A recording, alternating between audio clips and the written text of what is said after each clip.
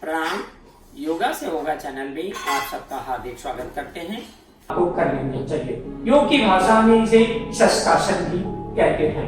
अब दूसरी प्रक्रिया है इसकी, इसे धावती भी कहते हैं। दोनों हाथ की हथेलियों को जमीन से इस तरह से टच कर दें और सांस को भरते हुए पूरा खींचेंगे ऊपर की तरफ और सांस को नीचे छोड़ देंगे और सिर को जमीन से लगा देना है। उसी स्थिति में कुछ समय तक रुकना है। अपने शरीर की क्षमता के अनुसार रुकेंगे। इस तरह से करेंगे।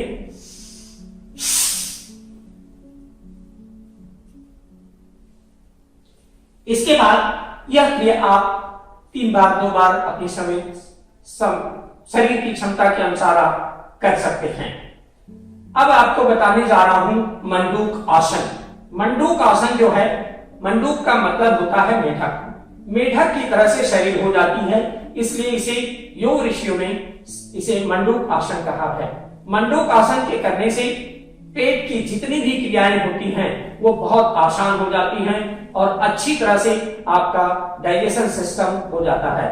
पैंक्रियाज आपका अच्छी तरह से काम करेगा, लीवर आपकी अच्छी तरह से काम करेगा, किडनी आपकी अच्छी तरह से काम करेगी, इंटेस्टाइन अच्छी तरह से काम करेंगे, शरीर आपकी पूरी स्वस्थ बनी रहेगी। शुगर वालों के लिए ये क्रिया कम से कम 5 से 7 बार जरूर करनी चाहिए। आप देखते हैं कि ये कैसे करना है। सांस को पूरा खींचेंगे और बाहर निकाल देंगे। फिर सांस को लेना नहीं है। बायां हाथ नाभि के ऊपर, दाहिना हाथ उसके ऊपर, सिर जमीन की तरफ और मेढक की तरह से हो जाएगा। इस तरह से हम आपको करके दिखा रहे हैं। ध्यान से देख लें और जरूर इसको प्रैक्टिस में लाएं।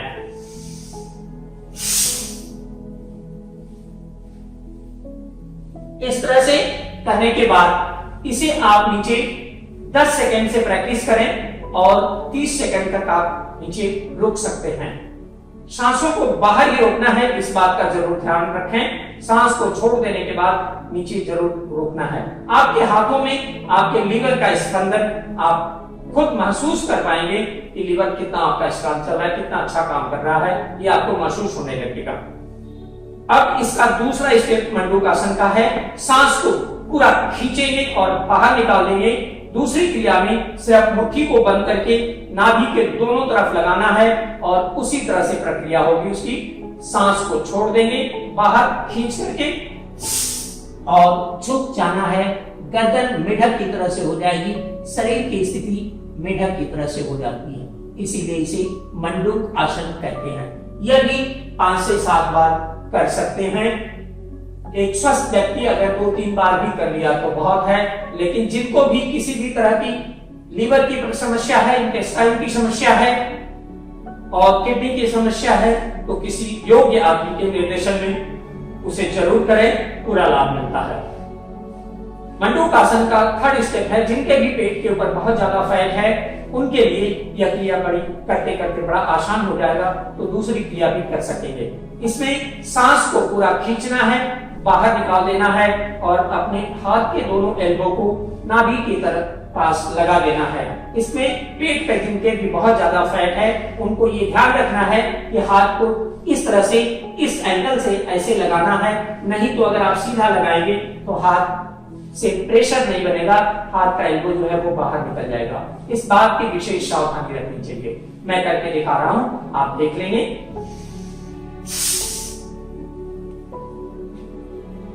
इस तरह से इस क्रिया को भी आप 5 से 7 बार कर सकते हैं। अब हम आपको बताने जा रहे हैं कुछ और आसन और व्यायाम जो कि शरीर के लिए बहुत ही उपयोगी हैं। इसके करने के लिए आपको अपनी पीठ के बल लेट जाना है। हाथ की हथेलियों को कमर के बगल में जमीन से चिपका देंगे। पैर को धीरे धीरे सांस को लेते हुए पूरा ऊपर ले जाएं, इस तरह से रोकें कुछ सेकंड के लिए और सांस को छोड़ते हुए नीचे ले आएंगे। इस तरह से आप एक एक पैर को करके ऐसे आप 20-20 बार एक पैर से कर सकते हैं। और करने के बाद दूसरी इसकी पैर की क्रिया है, आप पैर को गोल गोल घुमाएंगे, बड़ा सा सर्कल बनाएंगे क्लॉकवाइज और एंटी क्लॉकवाइज। 10 बार से इसे शुरू करें, 10 बार क्लॉकवाइज और 10 बार एंटी क्लॉकवाइज। इस तरह से लेफ्ट राइट से दोनों साइड से घुमा लेंगे। दोनों पैरों को इस तरह से करना है। इसकी दूसरी प्रक्रिया आपको बताने जा रहा हूं, जो बड़ी थोड़ी सी कठिन जरूर है, लेकिन इसके करने से पेट के ऊपर, थाई के ऊपर, हिप्स के ऊपर जो एक्स्ट्रा फैट है वो बहुत जल्दी ही कार्बोहाइड्रेट में बदलने लगती है, जिससे आपको एनर्जी और शक्ति ऊर्जा मिलती है और वेट भी आपका कम हो जाएगा।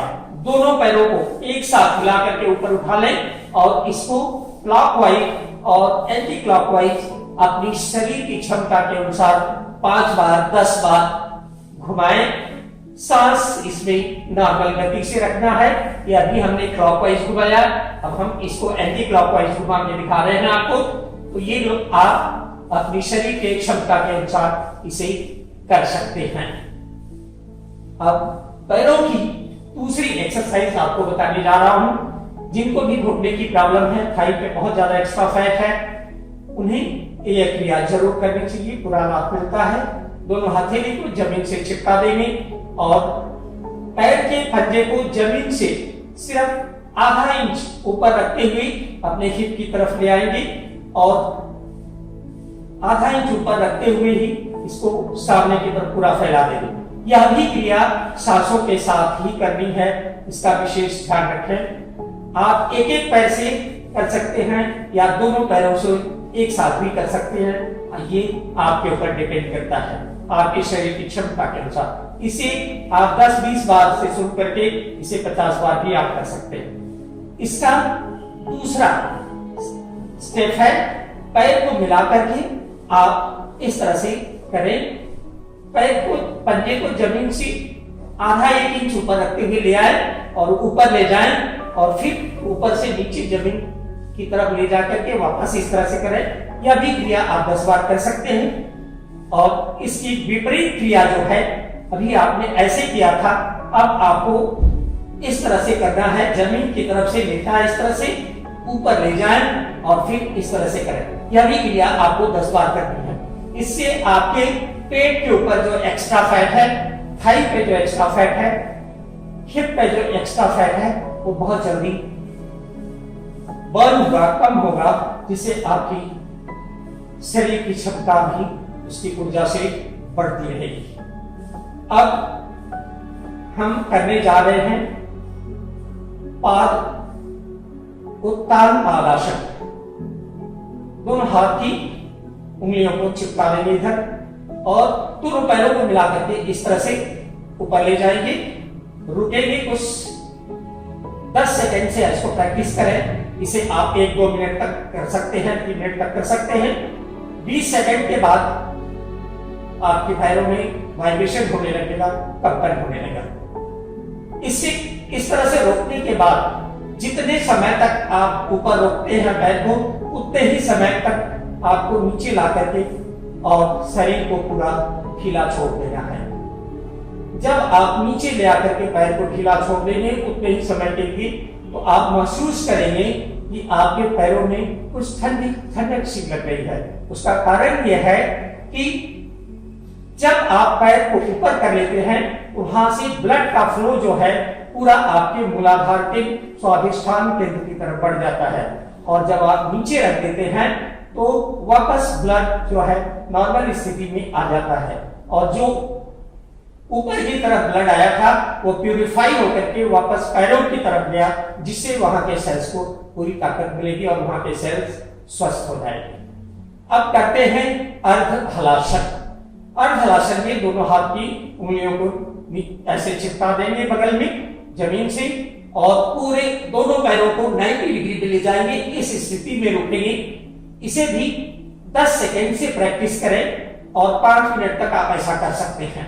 इसके करने से पूरे ब्लड का फ्लो जो है आपके हार्ट की तरफ जाता है, हार्ट उसको अच्छी तरह से प्यूरिफाई करके और पूरे शरीर में पहुंचाता है। ये अगर जितना समय आप ऐसे रखते हैं उतना ही समय आपको नीचे भी उसको रखना है। इस तरह से जब आप इसको शिथिल करेंगे तो आपको अच्छी तरह से ये पता लग जाता है कि इसका कितना प्रभाव पड़ता है। आपके पैरों में ठंडक सी महसूस होगी और बड़ा अच्छा लगेगा, बहुत अच्छा फील करेंगे आप, जिसका कारण यह है कि ब्लड के अंदर ऑक्सीजन का लेवल अच्छी तरह से बढ़ गया है उधर, और वहां के जो सेल्स है उसको बहुत तेजी से अवशोषित कर रहे हैं, जिससे कि वो सेल्स एकदम अच्छी तरह से स्वस्थ हो जाएंगे। अब करते हैं हम हलासन। अभी आपने अर्ध हलासन किया था, अब हलासन करेंगे, पूर्ण हलासन जिसको आप कह सकते हैं। इसके पैर को पहले अर्ध हलासन में ले जाते हैं, फिर उसके बाद पूरा पीछे ले जाएंगे। ये जमीन तक आप जा सकते हैं, इसको धीरे धीरे इस तरह से जमीन से टच हो जाए तो बहुत अच्छी बात है, नहीं हुआ तो कोई बात नहीं, धीरे धीरे रुकने की कोशिश करें। इसे 10 सेकंड से प्रैक्टिस करें और 1 मिनट 2 मिनट तक आप कर सकते हैं, लेकिन अपनी शरीर की क्षमता का जरूर ध्यान रखें, जोर जबरदस्ती बिल्कुल ही न करें। अब करते हैं सर्वांगासन। सर्वांगासन करने में आपको दोनों पैरों को 90 डिग्री में पहले उठाना है और दोनों हाथों से कमर को पकड़ करके सपोर्ट देना है और पूरा 90 डिग्री में यहां तक आपकी बॉडी पूरी उठ जाएगी। ध्यान से देखेंगे। इसे भी, इस क्रिया को भी आप 10 सेकंड से ही प्रैक्टिस करें और 5 मिनट तक आप ले जा सकते हैं। इस क्रिया के करने से आप पूरे शरीर का ब्लड जो है आपका विशुद्धि के, शास्त्रार्थ के और आज्ञा केंद्र में पहुंच जाते हैं, जिससे मन और मस्तिष्क को पूरी तरह से ब्लड बहुत ज्यादा मिलने लगता है। और उसके बाद जब आप नीचे आएंगे तो हार्ट इस पूरी ब्लड को अच्छी तरह से प्यूरिफाई करके पूरे शरीर पे जब फैलाएगा तो आपके शरीर के अंदर एक तरह का रोमांच पैदा होगा और आपको बहुत ही अच्छी फीलिंग होगी। ब्रेन को, दिन भर आप खड़े रहते हैं, बैठे रहते हैं, तो ब्रेन की तरफ सप्लाई कम हो जाती है। अक्सर मोबाइल, डेस्कटॉप, लैपटॉप पर काम करने वालों को प्रॉब्लम होती है, जिससे कि मेडिकल साइंस में सर्वाइकल और कंधे में दर्द, फ्रोजन शोल्डर, तमाम बातें आने लगती है। अगर रोज वो व्यक्ति या 3-4 क्रियाएं कर ले और प्राणायाम कर ले तो कभी भी उसको तकलीफ नहीं आएगी, ये निश्चित बात है। और उम्र बढ़ने के बाद निश्चित है कि तकलीफ आती है, इसलिए उम्र जितनी भी ज्यादा है वो बड़ी सावधानी के साथ इसका प्रैक्टिस करते रहें, आपको बड़ा लाभ मिलेगा। अब धीरे से अपने घुटने को मोड़ें और जमीन की तरफ आ जाए। जितने समय के लिए आपने पैर को ऊपर रखा है, शरीर को ऊपर रखा है, करने से आपके शरीर के अंदर पूरा प्यूरिफिकेशन क्रिया जो है अच्छी तरह से हो जाएगी और आप पूरी तरह से स्वस्थ हो जाएंगे। अब करेंगे पवन मुक्तासन। पवन मुक्तासन में घुटने को मोड़ देना है, दोनों हाथ की उंगलियों को इंटरलॉक करके घुटने के ऊपर इस तरह से रखेंगे और सांस को थोड़ा सा छोड़ना है, थोड़ा सा गर्दन को उठाना है, सांस को पूरा बाहर निकाल देना है, पेट आपका बिल्कुल खाली रहेगा। इस तरह से करेंगे।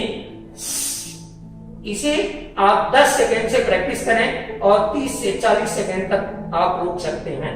अगर आप सांस बाहर 30 से 40 सेकंड बाहर रोक पाते हैं तो जरूर रोकें, पूरा लाभ मिलेगा। अगर आपकी शरीर की क्षमता कम है तो आप एक बार ऐसा करने के बाद मंद गति से श्वसन भी कर सकते हैं। इसी तरह से दूसरे पैर से करेंगे। यह क्रिया आपको दोनों पैरों से 2-2, 3-3 बार जरूर करनी चाहिए। पवन मुक्तासन इसे योग की भाषा में कहते हैं। इसका दूसरा रूप है दोनों पैरों को एक साथ मिला करके हाथ की उंगलियों को इंटरलॉक करके घुटने के ऊपर रखेंगे और सांस को थोड़ा सा, सांस को छोड़ करके पूरा बाहर निकाल देना है, गर्दन को थोड़ा सा उठाना है और घुटने को नाक से लगाना है इस तरह से। इसी स्थिति में 10 सेकंड से लेकर 30 सेकंड तक की प्रैक्टिस करें। सांस बाहर ही रुकी हुई होगी। अगर आपकी सांस बाहर नहीं रुक सकती है तो श्वसन मंद गति से श्वसन आप कर सकते हैं। धीरे धीरे फिर आप सांस को लेते हुए और पैर को सीधा कर देंगे। इसे भी कम से कम 2 बार जरूर करना चाहिए। अब आपको कमर के लिए एक्सरसाइज बता रहे हैं, इसका भी आप प्रयोग करके देखें। दोनों हाथों को इंटरलॉक कर लें इस तरह से और अपने सिर के नीचे रखें इस तरह से। गर्दन जो है आपकी बिल्कुल सीधी होगी। हाथ का जो आपका एल्बो है पूरा इस तरह से स्थिति में, एकदम नॉर्मल स्थिति में आ जाए। दोनों पैर के घुटने को इस तरह से मोड़ लें। दोनों पैर के घुटने के बीच में 3 इंच की दूरी रखेंगे और सांस को भरते हुए आप अपने दोनों घुटनों को जब राइट साइड में घुटने को मोड़ेंगे और बाईं तरफ आप अपनी गर्दन को मोड़ेंगे। राइट घुटना आपका जमीन को लग जाएगा, लेफ्ट घुटना जो है वो राइट घुटने के ऊपर होगा। इससे आप देखेंगे कि आपके कमर के अंदर L4 L5 में पूरा खिंचाव होगा। आपके लेफ्ट साइड आर्मपिट से लेकर के और L4 L5 तक पूरा तनाव महसूस करें। इसी स्थिति में 10 सेकंड तक रुकने की प्रैक्टिस करें। अगर आपकी शरीर की क्षमता कमजोर है तो जल्दी छोड़ दें, बिल्कुल उसमें कोई जल्दीबाजी नहीं करनी चाहिए। इसी तरह से यही क्रिया दूसरे साइड से भी करनी है। ये आप 2-2-3-3 बार जरूर करें। आपको कमर में जो भी तकलीफ है, स्पाइनल का जो भी प्रॉब्लम है वो बिल्कुल ठीक हो जाएगा। इसकी दूसरी प्रक्रिया है, दोनों पैरों के बीच में 1 फीट की दूरी बनाएंगे और वही क्रिया करना है जो पहले आपने किया था। इसमें आप देखेंगे कि दबाव अलग तरह से पड़ेगा। इसमें अब राइट साइड में आपका घुटना जा रहा है, लेफ्ट में आपका सिर जा रहा है। इसमें आप देखेंगे पूरे स्पाइनल कॉर्ड को प्रेशर मिल रहा है, पूरा खिंचाव हो रहा है। गर्दन से लेकर के और नीचे मूलाधार केंद्र तक पूरा खिंचाव हो रहा है, उसको महसूस करें। 10 सेकंड तक रुकें और फिर धीरे धीरे सांस को लेते हुए नॉर्मल पोजीशन में आते हैं। यही प्रक्रिया दूसरे साइड में से भी करनी है।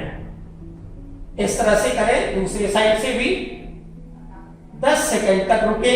जब लगे कि नहीं हम नहीं रुक सकते हैं तो भले 2-4 सेकंड से शुरू करें और उसे 30 सेकंड तक आप कर सकते हैं।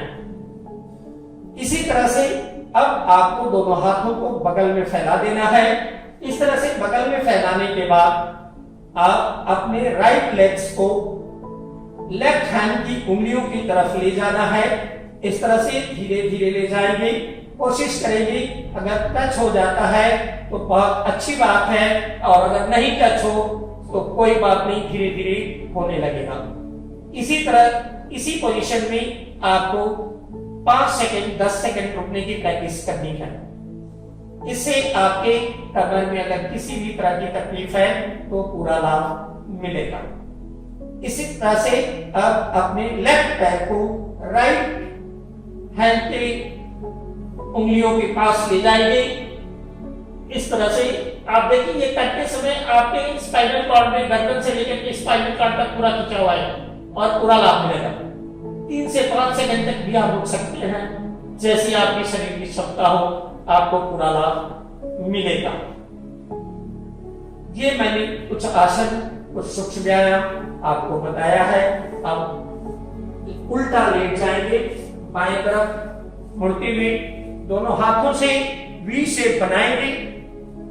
वी शेप बना करके अपने फेस को वी शेप के अंदर फिट कर देंगे और सांस को भरते हुए एक एक पैर को हिप की तरफ ले आएंगे। हिप से अगर आपका पैर लग जाता है तो बहुत ही अच्छी बात है, नहीं लगता है तो कोई बात नहीं।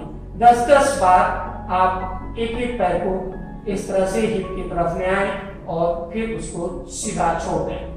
यह भी क्रिया सांसों को भरते हुए ही हिप की तरफ लाना है, सांसों को छोड़ते हुए हिप पैर को सीधा कर देना है। उसकी दूसरी क्रिया है, दोनों पैरों को एक साथ मोड़ करके हिप की तरफ लाएंगे, सांस को भरते हुए और सांस को छोड़ते हुए इसे सीधा कर देंगे। यह भी आप 5 से 10 बार कर सकते हैं। अब अपने दोनों हाथों को एल शेप बनाएंगे, नीचे इस तरह से बगल में रखें और सांस को भरते हुए गर्दन और छाती को उठाना है ऊपर इस तरह से। इससे आप देखेंगे कि आपके गर्दन से लेकर के और पीठ की भाग में खिंचाव आएगा। सांस को छोड़ते हुए नीचे आ जाना है, सांस को भरते हुए ऊपर आना है। अपनी सामर्थ्य के अनुसार इसे 3 से 5 बार आप कर सकते हैं। इससे आपको सर्वाइकल में पूरा लाभ मिलेगा। इसकी दूसरी प्रक्रिया जो है, आप दोनों हाथों को अपने चेस्ट के बगल में लाएं इस तरह से और सांस को भरते हुए पूरा उठाएंगे। कमर के आखिरी हिस्से तक इस तरह से उठाना है। कुछ सेकंड के लिए रुकना है अपनी शरीर की क्षमता के अनुसार और सांस को छोड़ते हुए नीचे आ जाना है। इसे भी आप 3 से 5 बार कर सकते हैं। स्पाइनल कॉर्ड में अगर कुछ भी प्रॉब्लम है उसमें बड़ा आपको लाभ मिलेगा। अब करेंगे धनुरासन। अपने पैर को ऐसे मोड़ लेंगे दोनों और इस तरह से आप अपने पैर को मोड़ ले आएंगे हिप की तरफ और पकड़ लेंगे और गर्दन को ऊपर उठा सकते हैं। जितना अपनी शरीर की क्षमता के अनुसार उठा के जितने समय तक कुछ सेकंड के लिए जरूर रोक लें, इससे आपको बड़ा लाभ मिलेगा। इसी तरह से इस दूसरी प्रक्रिया है, अब अपने पेट के बल ऐसे उठना है, पैर को ऊपर उठाना है और हाथ को सामने इस तरह से उठा सकते हैं, इसको इस तरह से भी उठा सकते हैं। जैसी प्रक्रिया आपको आसानी सुविधा में हो सके कर सके उसे जरूर करें। अब बाएं तरफ मुड़ करके उठ के बैठ जाएंगे। अब आपको प्राणायाम की प्रक्रिया में ले जाते हैं। प्राणायाम में किसी भी आसन में, सुखासन, सिद्धासन, पद्मासन, किसी में भी आप आराम से बैठ करके, जिस भी आसन में आप आराम से बैठ सकते हैं उसमें बैठने के बाद आप उसे कर सकते हैं। सबसे पहले शुरू करते हैं भत्सिका प्राणायाम। भत्सिका प्राणायाम में आप दोनों हाथों को ज्ञान मुद्रा में रखें और गहरी लंबी सांस भरते जाना है और छोड़ के जाना है। इस बात का विशेष ध्यान रखें कि कमर और गर्दन आपकी पूरी सीधी होगी।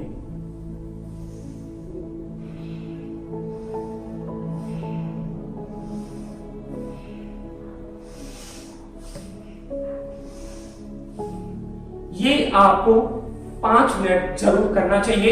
एक स्वस्थ व्यक्ति को 10 मिनट भत्सिका, 15 मिनट अनुलोम विलोम, 15 मिनट कपालभाति और 2-2, 3-3 मिनट भ्रामरी उद्गीत प्राणायाम जरूर करने चाहिए। अभी आपने भत्सिका प्राणायाम किया है, अब आपको हम बताने जा रहे हैं बाह्य प्राणायाम। बाह्य प्राणायाम जो है, इसमें अपने दोनों हाथों को घुटने के ऊपर रखें, सांस को पूरा भरेंगे, खींचेंगे ऊपर की तरफ। जब भी सांस को ऊपर खींचना होता है तो मलमूत्र की नाड़ियों को ऊपर की तरफ खींचना चाहिए। इससे आपको जो मलमूत्र के तकलीफ होते हैं वो बिल्कुल ही नहीं होंगे और आपको पाइल्स, फिशर, फिस्टुला, प्रोस्टेट के प्रॉब्लम ये सब बिल्कुल ही नहीं होंगे और आप बिल्कुल पूरी तरह से स्वस्थ बने रहेंगे। बाह्य प्राणायाम हम कर रहे हैं, आप इसे देखेंगे और फिर करने की कोशिश करेंगे। इसे भी आप 2 से 3 बार कम से कम जरूर करें। जिनको भी सांसों की तकलीफ है उन्हें 5 से 7 बार करना चाहिए।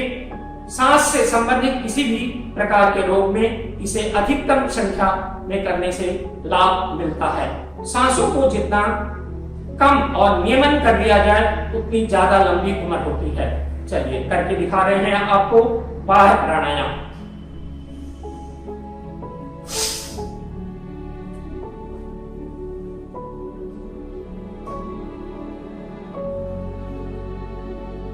इसमें मलमूत्र की नाड़ियों को ऊपर खींचा गया और मूलबंध लगाया गया। स्पाइनल कॉर्ड के नीचे जो है वो मूलबंध है, मूलाधार केंद्र है। ये आपका जो है उद्यान केंद्र है नाभि, और इसे जो है विशुद्धि केंद्र कहते हैं। और इसे बंद करते हैं तो इसका नाम योग की भाषा में जालंधर बंद कहलाता है। तो 3 बंद लगाने पड़ते हैं इस बाह्य प्राणायाम के करने के साथ। मैं आपको दिखा रहा हूं, वापस आप लोग देख लेंगे और इसका उपयोग करेंगे। जीवन में बहुत खुशियां आएगी आपके।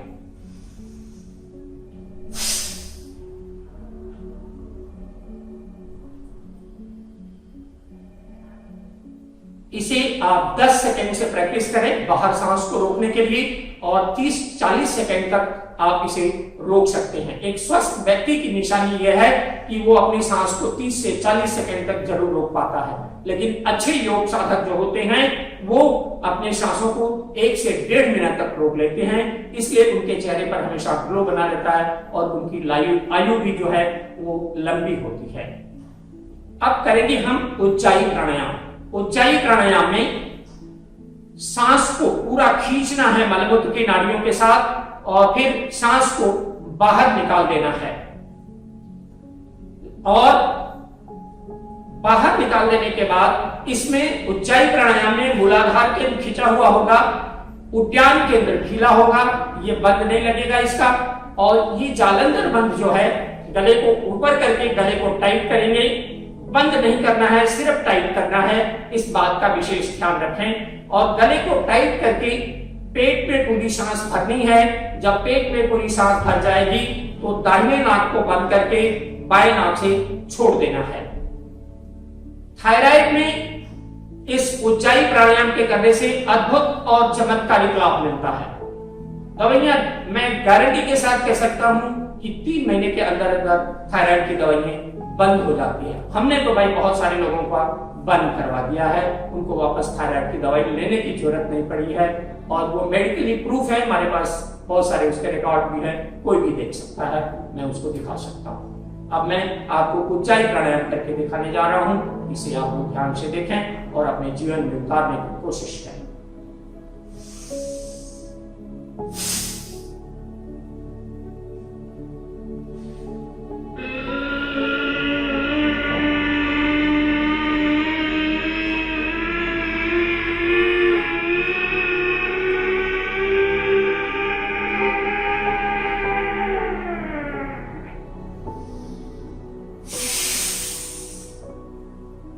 एक बार और आपको दिखा रहा हूं, जो नहीं समझ पाए होंगे तो जरूर देखें।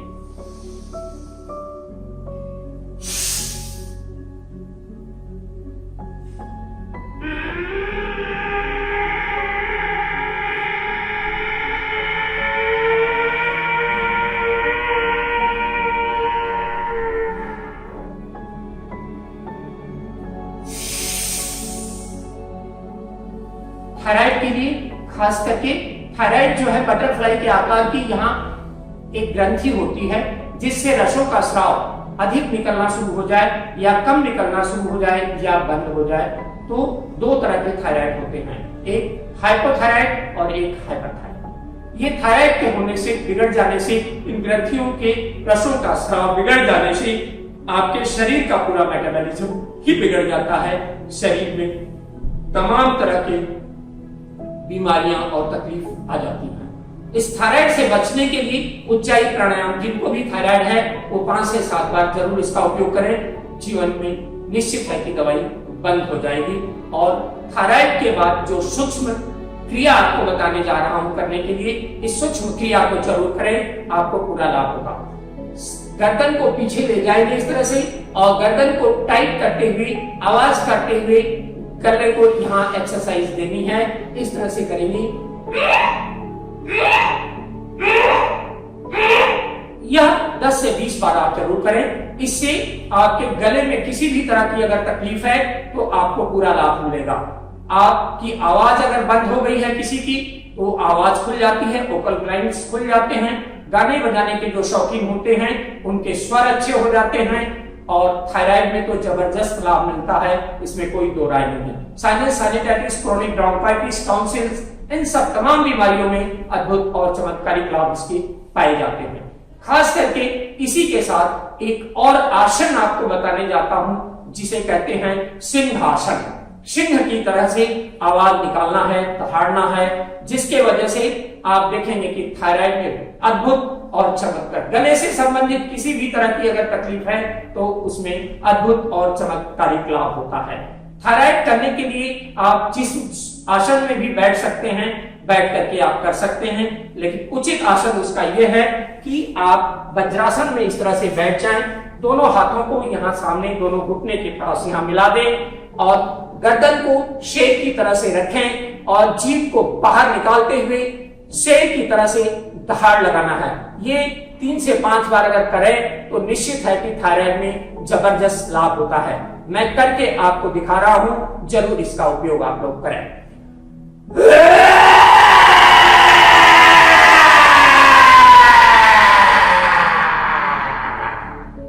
इस तरह से आपको 5 से 7 बार करना चाहिए।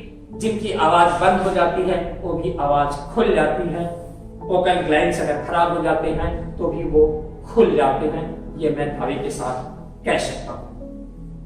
अब करेंगे हम लोग कपालभाति प्राणायाम।